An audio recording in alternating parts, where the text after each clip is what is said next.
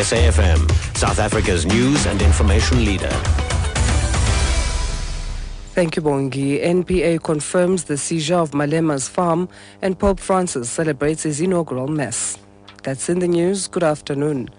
The NPA has confirmed that a farm belonging to ex-ANC Youth League leader Julius Malema has been seized by the state.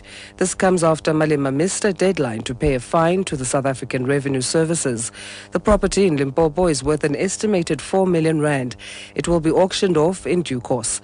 NPA spokesperson Bulelwa Makeke. There was no contestation from them, and therefore the farm has now been successfully confiscated by the state. So the next process now will be to sell it so that we can recover the money. And now for news just in, another SABC board member, Pippa Green, has resigned. 6 members of the board, as well as the chairperson and deputy, resigned earlier. National Police Commissioner General Ria Piecha has told the Marikana Commission of Inquiry that Police Minister Nathi Mthethwa was supportive throughout the unrest at Lonmin Platinum Mine in Marikana last August.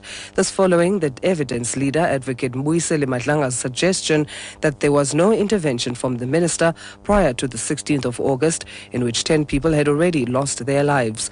Piecha, who's under cross-examination, responded saying she had communicated with the minister on several occasions, but couldn't elaborate on the minister's role. I'm asking you a specific question.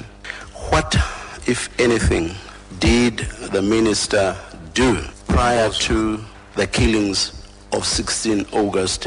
I have already given my response to this one.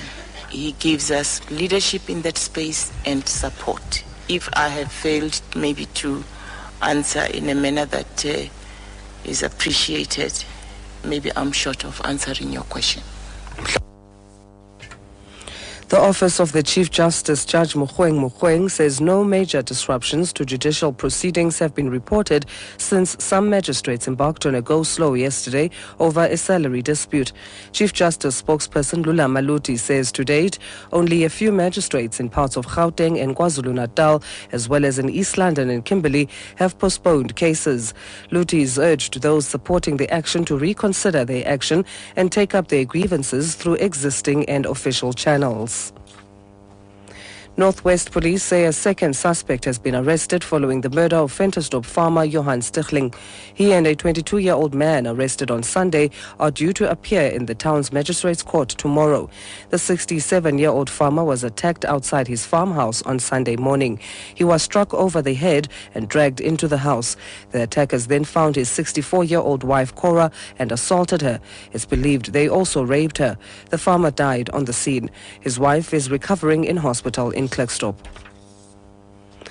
Overseas, Pope Francis is celebrating his inaugural Mass in St. Peter's Square in front of hundreds of thousands of people. Just before the service, the newly elected Pope greeted cheering flag-waving crowds from an open-top vehicle in the square.